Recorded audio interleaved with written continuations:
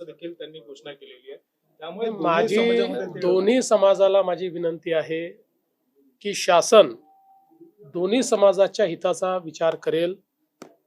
कुठल्याही समाजाला दुसऱ्या समाजासमोर आणण्याचं शासनाचा हेतू नाही. त्यामुळे कोणावर अन्याय करून कोणाला देण्याचा प्रश्न नाही आहे. दोघांचे प्रश्न आम्ही सोडवणार आहोत. त्यामुळे ओबीसी समाजानेही हे लक्षात ठेवावं की कुठेही त्यांच्यावर अन्याय आम्ही होऊ देणार नाही.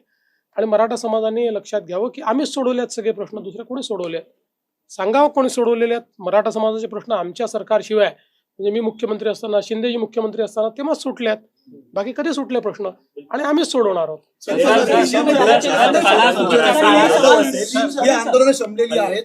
महाराष्ट्रातच मराठा आंदोलन नेमकं का उद्भवलं? मुळामध्ये ही जी सगळी आंदोलनं होती त्या लोकांना हे लक्षात आलं की EWS आल्यानंतर त्यांचा प्रश्न बऱ्यापैकी त्या ठिकाणी सुटलेला आहे.